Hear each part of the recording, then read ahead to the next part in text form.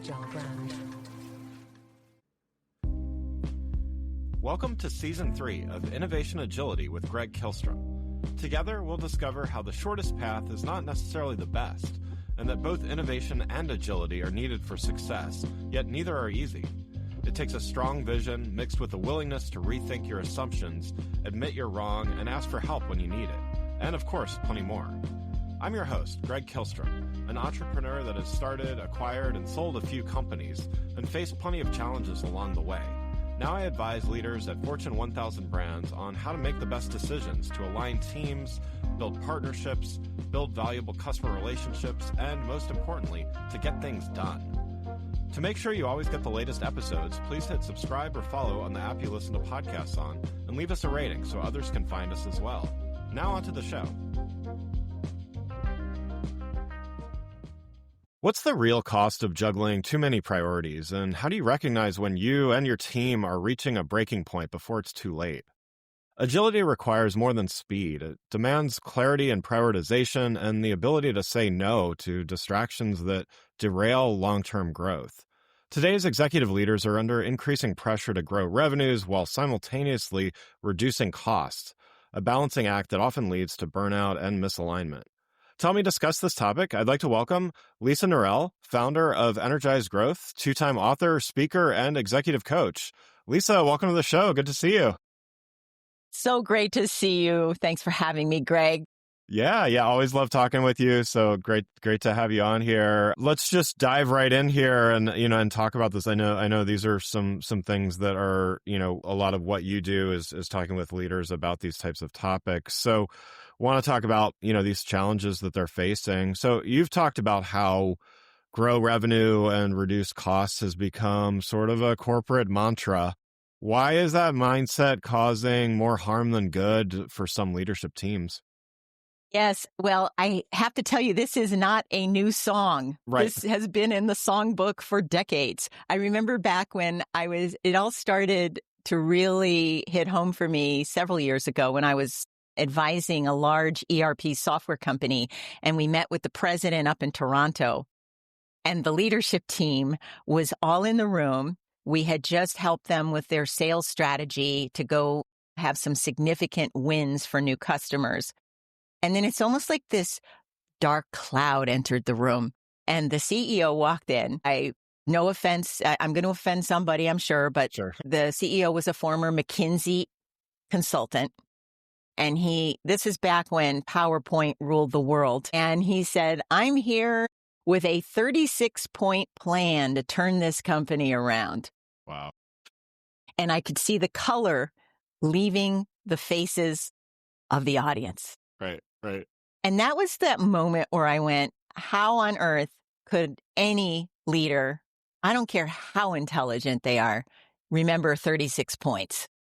Hey. And within 6 months, that company was sold for pennies on the dollar because nobody could get behind 36 priorities or 36 points. Yeah. And how many of us listening to this have been in rooms where someone tried to stuff 14, 15, 36 priorities in a 5-pound bag? Right. And what were the consequences? So, it's really an important part of work that I do when I'm writing for HBR or writing books or coaching my senior leaders is I need to quickly understand how are they setting themselves up for success by ensuring they have the right priorities aligned with their corporate strategy and that people can humanly be set up for success. Yeah. And you know this well because I know you had a book about this, Priority is Action. How does that align with what you've seen? Yeah, I mean, if everything's a priority, nothing's a priority, right? So I think that's it. It is hard. I mean, leaders are being asked to do so much, but you got to choose, right? And so whether it's the 36 points or even 10 points, like there's a cognitive load that humans just there's only so many things we can keep top of mind, and there's a limitation. We can talk about AI and automation and what that affords us, but there's still only so much that an organization and a team can do. How do you, like, when you walk into an organization, like, what are some of the like warning signs or some of those things that go off like immediately that you're like, okay, we've got priority overload here? Yes. Well, what I typically see are some behaviors. I watch for certain behaviors. One is these are actual examples from clients of mine. And most of my clients are either CEOs or chief growth officers or chief marketing officers. So one of them that I'll typically look for are signs of burnout. And I know that word is overused a lot, but essentially I define burnout as it's just a loss of energy, focus, and enthusiasm because people are doing too much for too long and they're getting too little recognition. So the first thing I look for is, does the leader actually provide recognition rituals for their organization, catching people doing things right as opposed to constantly looking for people to do things incorrectly? And so and this is a human behavior. This is not a company problem as much as it's something we have to battle within ourselves, is that we have to watch for. So there's that is, am I working with a leader who's either willing to or currently catches people doing things right? The second is, another sign of burnout or too many priorities is when a company never takes its foot off the gas. Yeah. So, there's no time to pause and reflect on what just happened. How did we learn from it? What can we do differently next time? And AI is not helping here. It is causing a lot of companies to just say, well, we just have to have more throughput. But, right. That's not always necessary. And you can't be pedal to the metal 12 months a year. Yeah. Our body needs to metabolize what we're doing and what we're learning. Yeah. And the other is lack of eye contact. I had a client last year that was really trying to rebuild their team, and they had a couple of new initiatives, and the leader said, hey, we're working on these new initiatives with this huge product launch that we're doing. Raise your hand and if you'd like to volunteer for it, because it's going to be a really exciting short-term project. He couldn't get anybody to volunteer. Nobody wanted to do it. They're too busy, right? Right. Too busy, no time. And that's either a sign of burnout or a sign of disengagement and overload. So those are just a few of the examples that I look for when it's time to help the client come up with a better prioritization process. I have many other examples, but I'll let you continue. Yeah, no. And I mean, I wonder if there's some relationship between some of those things too, is, the looking for people doing things right. I would say also the flip side of that is a culture where being wrong about, where failure is a bad thing as opposed to a learning experience and stuff like that. So, I mean, do you see, like, how does a leader get to, I mean, obviously you want to get people doing the right thing and succeeding and everything like that, but that doesn't always, not every test or experiment, is successful, but that's kind of the point of experimenting and being successful. So how does a leader, and I think that ties to maybe the last point, which is, people being afraid to sign up for things. Yes, there's burnout, but there's also that, like, well, what if I screw up, versus like, wow, I could be the first person to screw this up so that others can actually do it right, or I can do it right better, or whatever, like, how does all that tie into a leader, like, prioritizing the right things? I think you're asking here about how people feel safe and confident to experiment. Yeah, totally.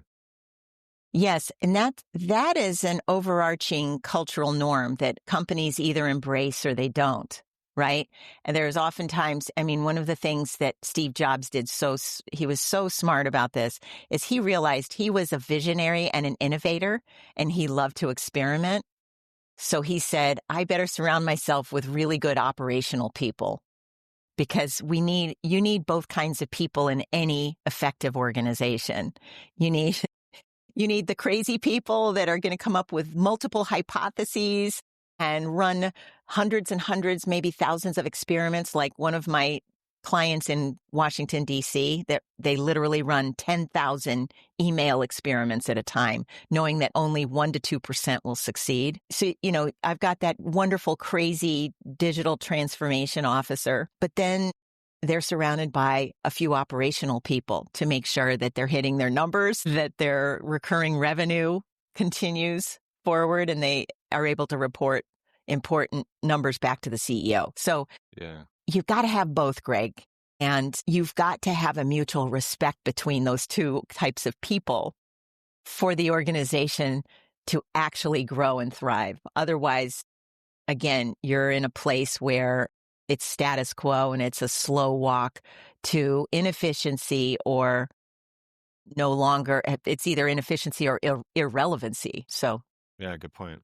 So I just wrote about this too, by the way. If anyone wants to read about it, I just wrote about kind of the habits. There are 7 habits and practices that I talked about in my LinkedIn post this week about that people can embrace in order to position themselves to be open to experimentation that fits within their priority framework.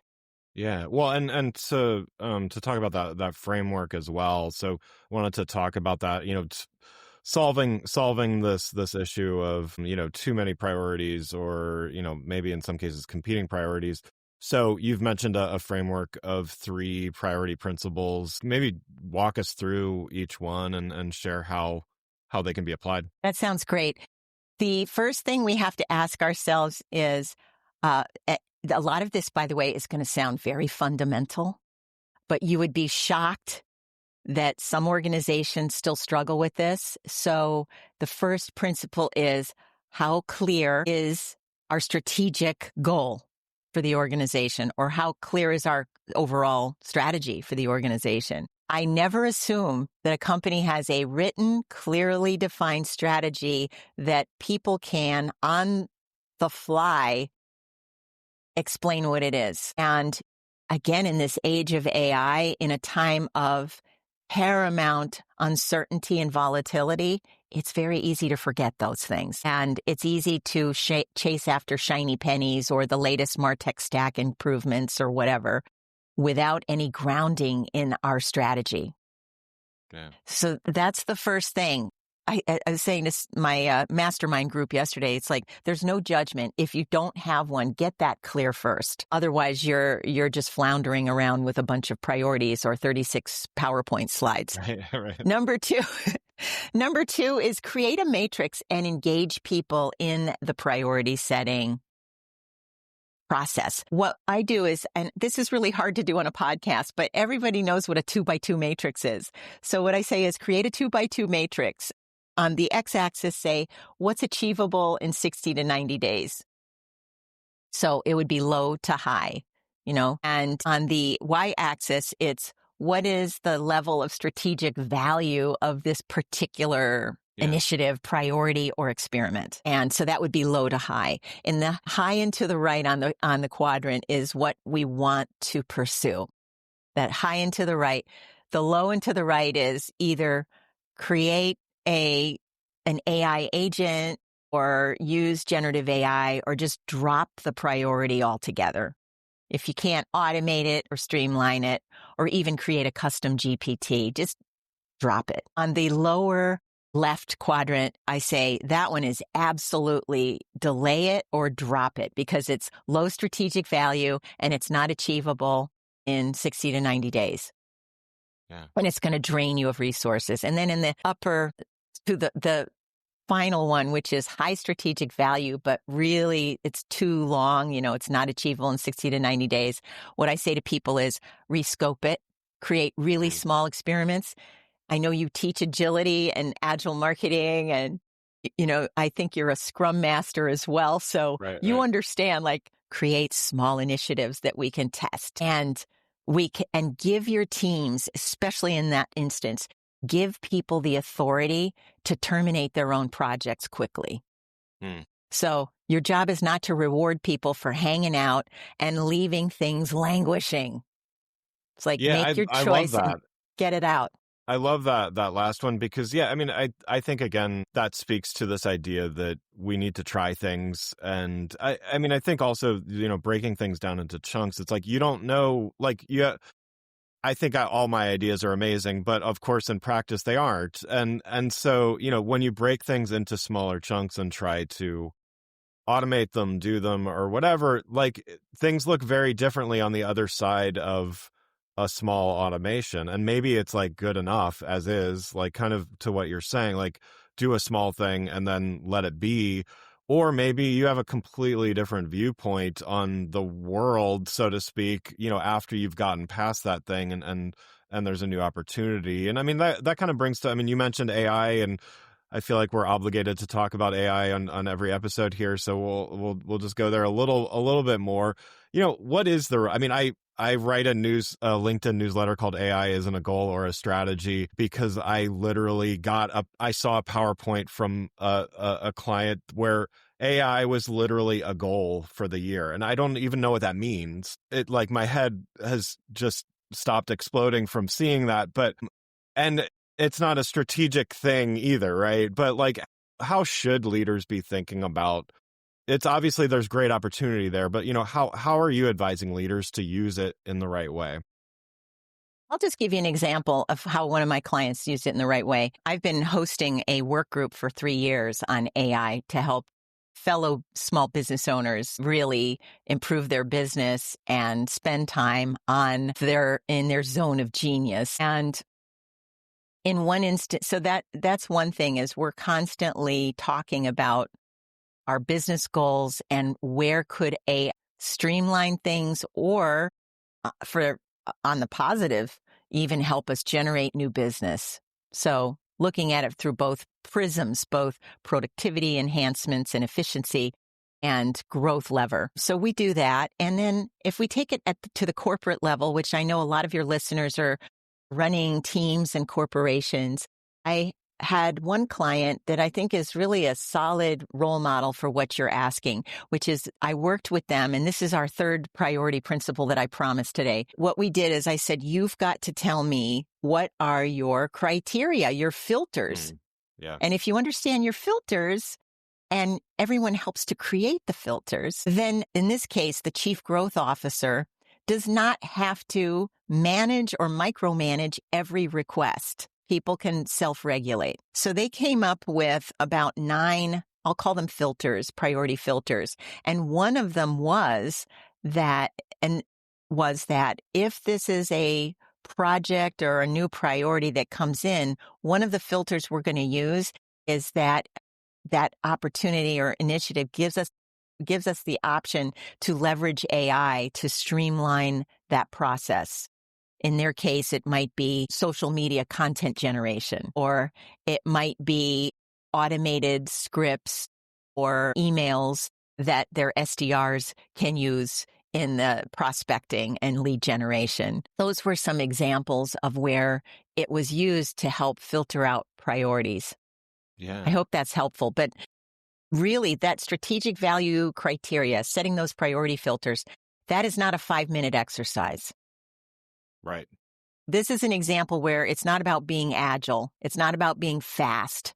It's about really looking deep at our strategic goals and our purpose as a company and figuring out which of, what would be considered strategic value to advance the organization and to really delight our customers. Yeah, no, I love that. And I think that is a misconception about, being moving quickly doesn't mean you just are reactive and just, go in and do whatever. Like there needs to be that thoughtfulness behind it as you're talking about. So, as we wrap up here, I wanted to ask you one last thing. I know, we've been circling around this topic the whole time here, but what's your advice for executives that are balancing all of these demands? I mean, again, they get the 100-page PowerPoint, and for what it's worth, they're not going anywhere. Like, they are still very like those PowerPoint docs are still being churned out left and right by these consulting agencies. So hopefully someday they won't, so we're still getting these laundry lists of things. Executives are balancing stakeholder demands, what's your advice to them to, balance these things without compromising clarity or burning out? I recommend that they consider the 3 priority principles I've shared today. Number 1, crystallize, get crystal clear on your strategy, especially as we're all dancing through this uncertain time and AI is disrupting the way we lead, live, and love. Number 2 is to develop that matrix and engage your stakeholders in building out the matrix by determining your strategic priority filters, which really, if anyone wants some examples of those filters, I do have a list of them from some sample clients. You can email me to lisa@lisanirell.com. I'll be happy to send those to you along with the matrix that's been most helpful for so many of my clients. I really want people to me, this is a team and company self-care toolkit. And then finally, take care of yourself. Self-care. This is a very important time to care for our sleep, our mental health, our physical health, our diet. It's no longer a nice to have. It's essential. Yeah. That would be my advice today. Love it. Well, Lisa, it's always great to talk with you. I know you mentioned your email, but where can people go to download more insights and invites and all the stuff you have to share? Well, if anyone is going through some high stakes transitions right now, either in terms of your company strategy, you're redesigning your team and organization, or you personally are facing a big high stakes transition around your career or your calling in life, you can go to themindfulmarketer.com. I have some downloads. I have an online course you can download for free, as well as a planning guide to help you through those transitions. Well, again, I'd like to thank Lisa Nirell, founder of EnergizeGrowth, for joining the show. You can learn more about Lisa by following the links in the show notes. Thanks again for listening to Innovation Agility with Greg Kihlstrom. If you enjoyed the show, please take a minute to subscribe and leave us a rating so that others can find the show as well. You can access more episodes of the show at theagilebrand.com. That's theagilebrand.com. And contact me if you're interested in consulting or advisory services or are looking for a speaker for your next event. Go to gregkihlstrom.com. That's GregKihlstrom.com. Until next time, stay agile.